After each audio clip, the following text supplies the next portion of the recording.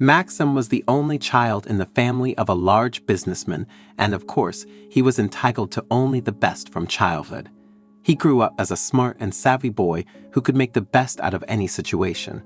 Instead of spending his parents' money on entertainment, fancy clothes, and parties with girls, he preferred to invest it in his education. Thanks to this approach, Maxim successfully graduated from a prestigious university abroad and opened his own business in Russia. Soon he became financially independent, even faster than his father had hoped. His parents had nothing left but to be proud of their talented son. With Maxim came the time for entertainment. His attractive appearance delighted girls, especially those who noticed his expensive cars and gold watches. Now being successful, Maxim allowed himself to enjoy life, and at first he was surprised at the behavior of girls, wondering if they did not respect themselves. Over time, however, he decided to capitalize on the popularity of his wealth, which led Maxim to face his frustration with the sorority. In a conversation with his father at a bar, he even asked if his mother had once been like that. His father told an anecdote from his own life, how he, to ascertain the true feelings for him on the part of Maxim's mother, told of financial difficulties, which led to comical and even risky situations. Maxim, though he scoffed at his father's unconventional methods, realized that his own approaches to relationships could also be interesting. Still, he decided to save such tricks for emergencies. That evening he went to a club where, despite his age, he continued to attract the attention of women. But despite that attention, he preferred to turn down everyone's various offers. He approached the bar, behind which sat a quite nice girl. "Hi," Maxim said hello. "Hi," the girl replied, catching a glimpse of him. "Do you want a drink?" the boy asked. "I do," the girl pointed to the cocktail in front of her. Odd, and another. "Can I order you one?" "You certainly can, but I don't think I want any more," the girl shrugged. Now that was an unconventional answer. Maxim rolled up his sleeves, exposing his gold watch, but that didn't impress the girl either. "You're different," he smiled.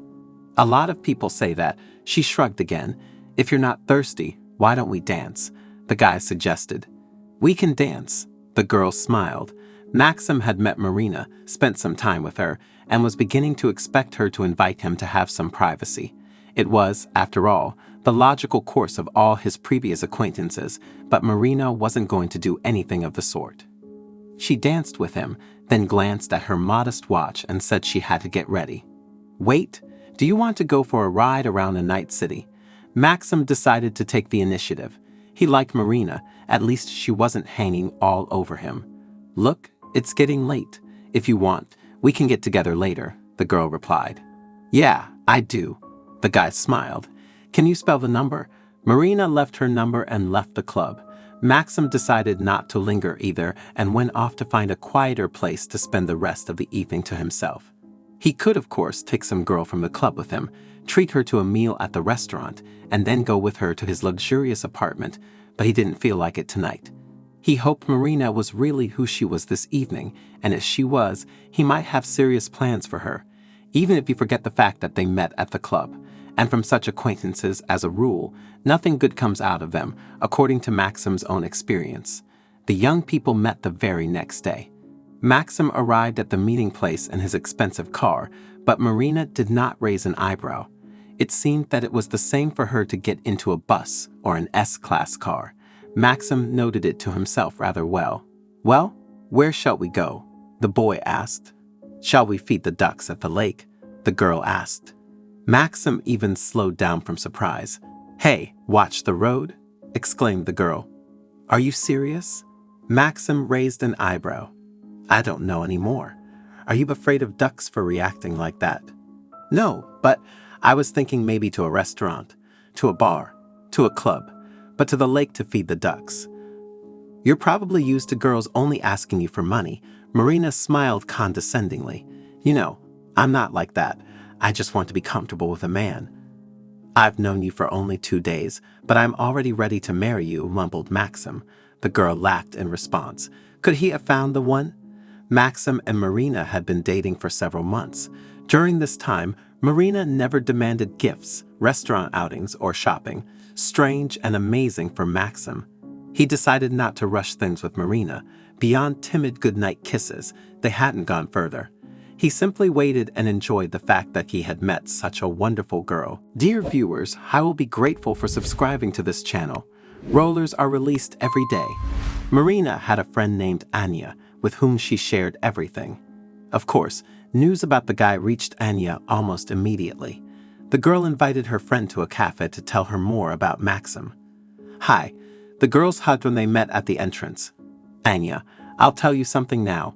Marina teased with a smile. Let's go quickly. The friends settled at a table, placed their order, and only then did Marina begin her tale of the mysterious guy. Remember I told you I might have a new boyfriend, she asked. I remember, replied Anya. And what about him? It turns out he's rich. Really? Not those cheap watches on his wrist, but actual gold watches, a luxurious car. Wow, that's great.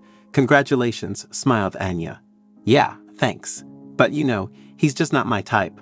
Marina replied with disappointment. How is that possible? You said you're dating, Anna inquired. Well, of course we're dating. Marina rolled her eyes. How can we not when he's 29 and already has his own apartment, car, and business? I may have dropped out of university, but I'm not a complete idiot. So are you just using him? Her friend blinked. Well, Anya, don't make that face. It makes me feel ashamed. Marina grimaced. I'm not exactly using him. I didn't ask him for anything. He offered everything himself. Besides, I refuse most of his gifts, though he still insists on giving them to me. Anyway, I don't think he'll suffer much financially from my small whims. I don't know Marina, Anna said doubtfully. And how does he treat you? I think I'm the center of his universe, Marina proudly declared. Marina, you shouldn't. Her friend shook her head. Tell him the truth. Yeah, sure. Marina looked at her as if she wasn't particularly bright. Anya, I'm telling you, he's loaded. I don't plan on bankrupting him or anything. I don't even plan on marrying him, although if he proposes, I won't refuse, of course, but let him at least buy a new phone and a few new outfits.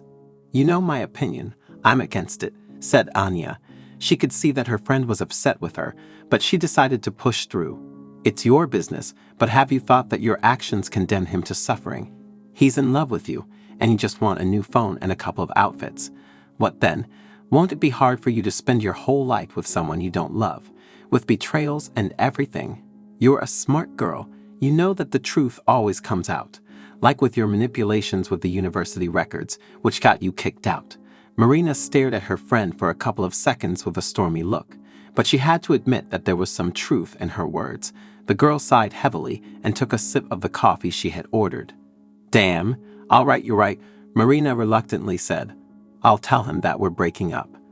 Indeed, a new phone and dress are unlikely to make me happier. I'm proud of you. Anna beamed. Marina decided not to delay the conversation with Maxim and called him the next day, suggesting they meet. After all, such things are better discussed in person rather than over the phone. Maxim arrived at the appointed place, but Marina was there earlier. Maxim smiled as he stepped out of the car and handed the girl a huge bouquet of roses. Wow, Marina smiled. Thank you. Nonsense. Maxim waved his hand. What did you want to talk about? Marina bit her lip. Maybe she should forget about Anna and her advice and just enjoy life. Such a bouquet of roses costs a decent amount, and the guy says it's nonsense. Marina can roll in luxury and not work for the rest of her life, and perhaps the principle of put up with it and get married will work. Marina was puzzled. On one side of the scales, there was carefree living, and on the other, moral principles. The girl looked at the guy.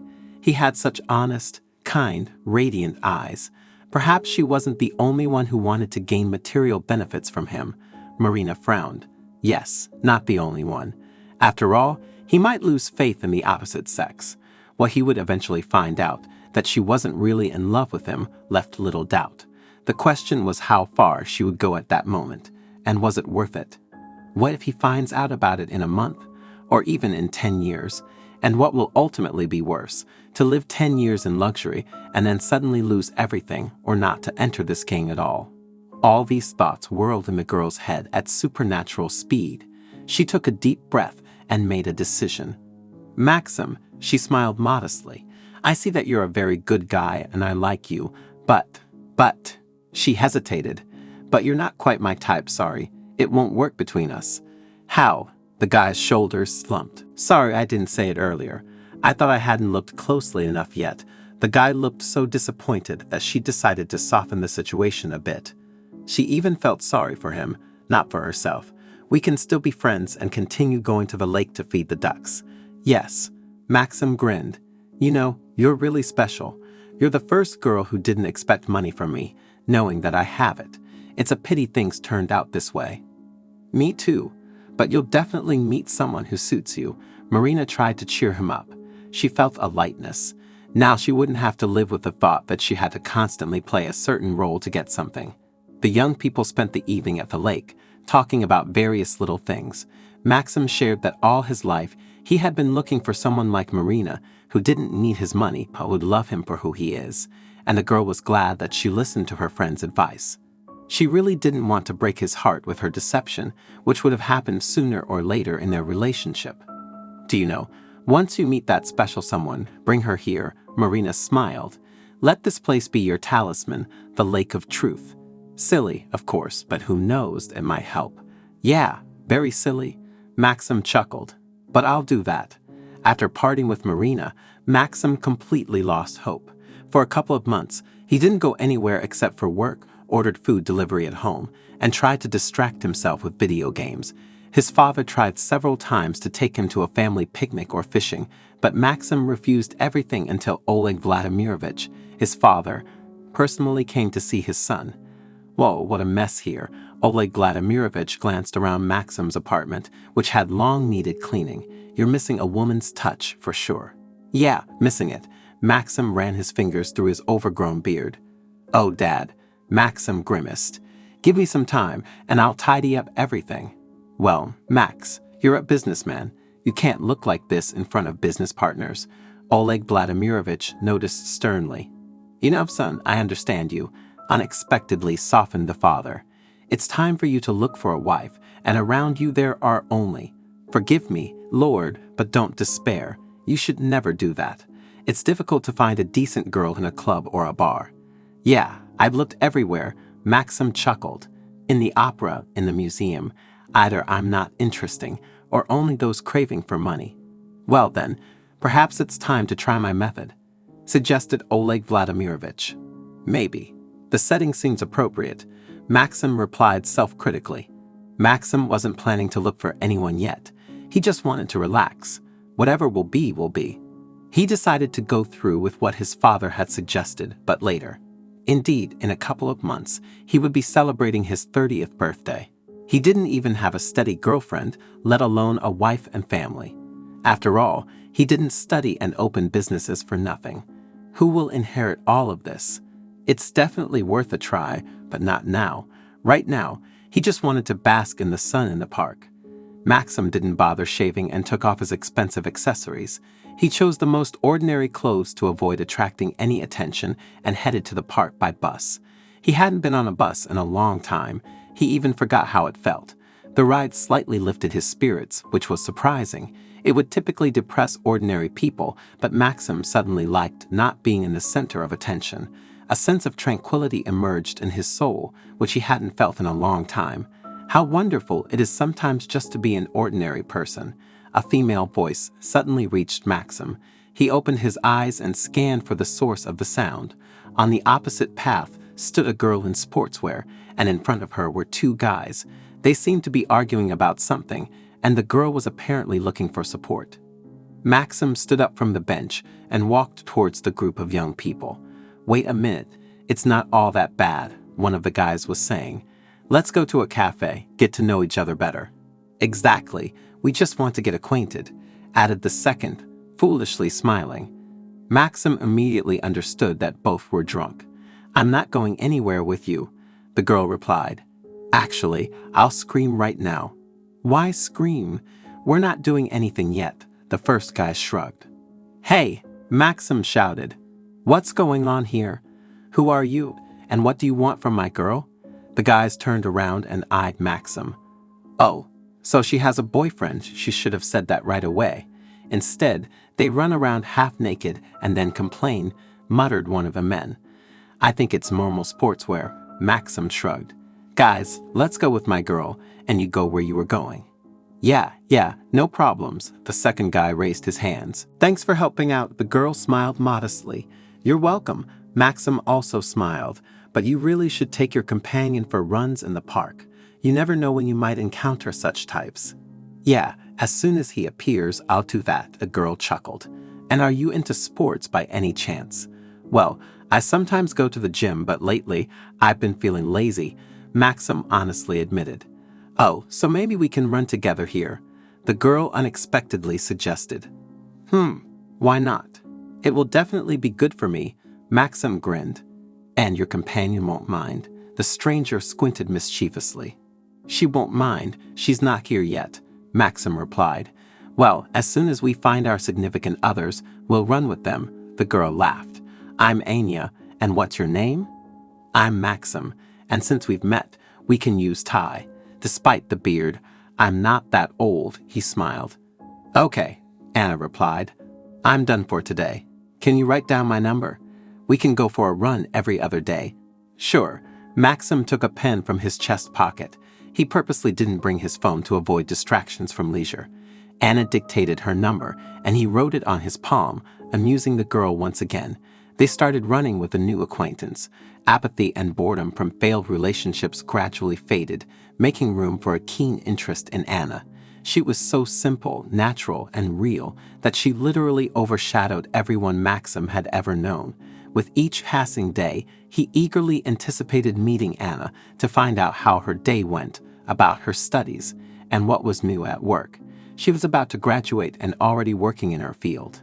Maxim understood that she, and only she, got to know him not for the sake of money. He felt that she liked him, but decided not to reveal much about himself yet. The bitter experience made him cautious. One beautiful day after their run, Maxim thought it was time to develop their relationship and suggested feeding ducks by the lake. Great, I'm in, Anna rejoiced. I love animals. They went to the same place where Maxim had recently told Marina about himself. To the Lake of Truth, as Marina called it. On the way, they bought bread. After feeding the ducks with 2 loaves, the young people silently stared at the water's surface. Such a beautiful place, Anna said. Yes, Maxim replied, but not more beautiful than you? Anna smiled. Her reaction indicated that Maxim was not indifferent to her. Thanks for the compliment. I wanted to ask you something, Maxim hesitated. He wasn't entirely sure how to inquire about affection. Usually girls jumped on him, and he had to point to the one who would go with him. But these were new relationships, new feelings, emotions. I like you. Anya relieved his suffering. I really like you. Was that what you wanted to ask? Yeah. How did you figure it out? Maxim asked with a smile. Anna laughed and looked at the lake. You keep looking at me all the time. It was hard not to understand what was happening. You psychologists are all so perceptive. Maxim grinned. Anya smiled. No, just me, the girl chuckled. Well, in that case, the most perceptive psychologist in the world, will you honor me with dinner in a restaurant? I don't know. The girl took on a serious look and glanced at the bewildered Maxim. Unable to resist, she laughed. Yes, of course I'll go. Don't scare me like that. Maxim caught his breath. I thought you wanted to get rid of me, and here you are not very perceptive. The girl smiled and shyly kissed his unshaven cheek. But from this fleeting touch, Maxim had a slight spasm throughout his body. It burned like a whip on exposed nerves. Is this love? On Saturday, Maxim and Anna went to a restaurant. Maxim still had no intention of confessing who he really was and continued to play the role of a simple worker who could afford a restaurant only on weekends. Anna behaved more than modestly, even intended to pay for herself, but Maxim didn't allow it. After the restaurant, they strolled, discussing the latest movies. It turns out Maxim had missed a lot, and Anna decided that they simply had to go to the movies next weekend and immediately booked tickets. Oh, and why are you doing this? Maxim was surprised. And what?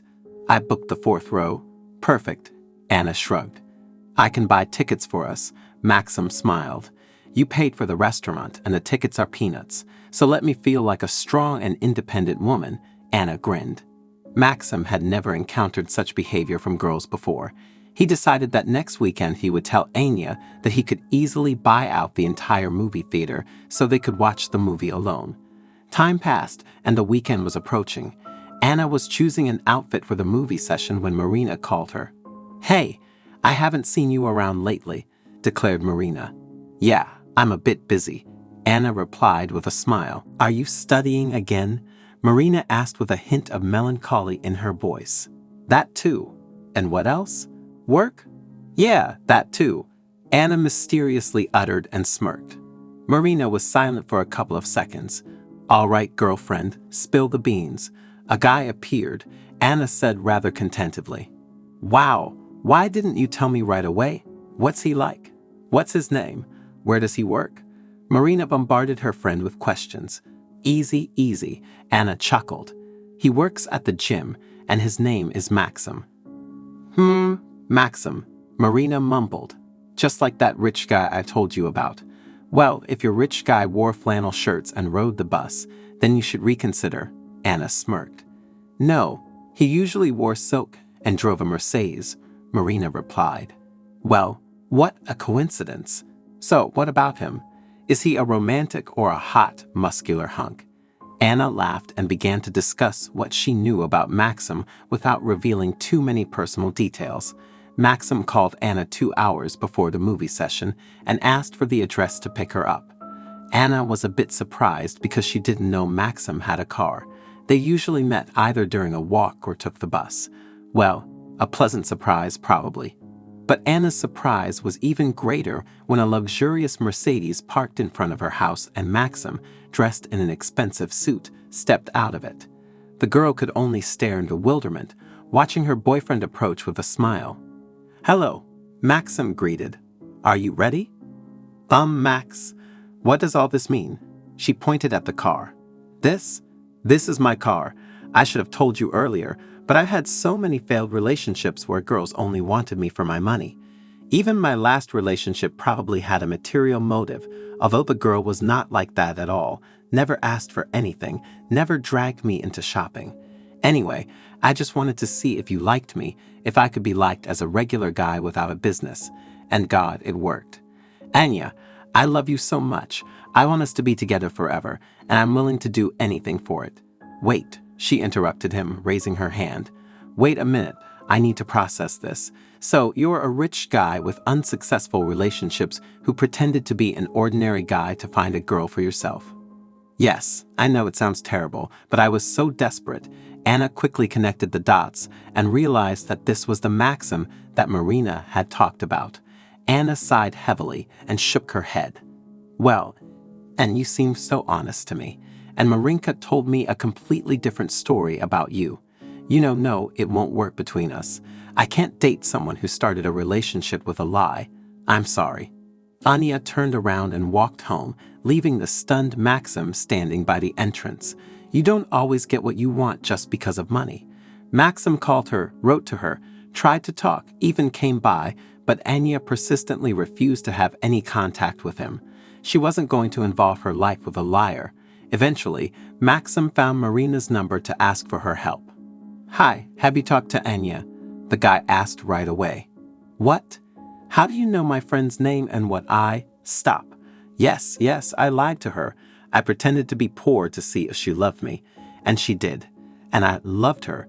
But I was such a fool that I didn't tell her everything right away. And then I kept pretending to be an ordinary guy. And when I revealed the truth, she said she couldn't date someone who started a relationship with a lie." Wow, Marina could only utter, "No, does that really happen?" I was shocked too.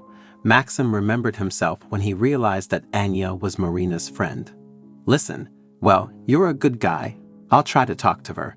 But know that she's the kind of girl who can't stand lies.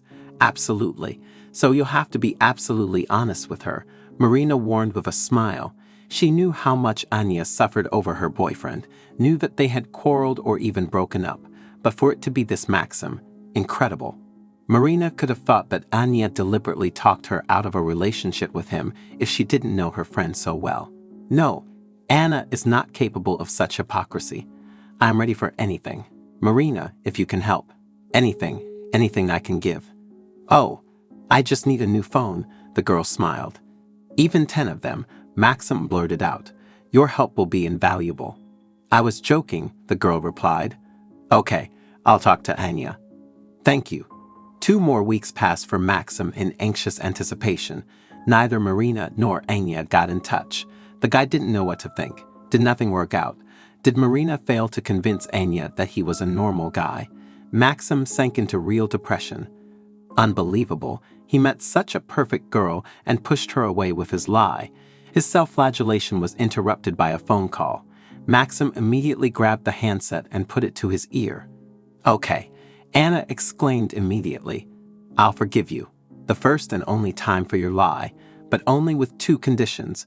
First, you will never lie to me again. Never, do you hear? And second, buy Marina a phone. She sacrificed her perfect figure and gained 3 kilograms while calming me down and having ice cream gatherings. Maxim couldn't help but sigh with relief and then burst into joyful laughter. Anna, I swear, no more lies, and will buy Marina a phone and a fitness subscription and give her money for a wardrobe update, basically anything she wants. Oh God, I'm so happy that you decided to forgive me, the guy sincerely said. If I didn't love you, no one would have persuaded me, Anna said angrily. Marina waves her hands and says she doesn't need anything, but don't listen to her. All right, Maxim replied with a smile. Shall we meet? Let's.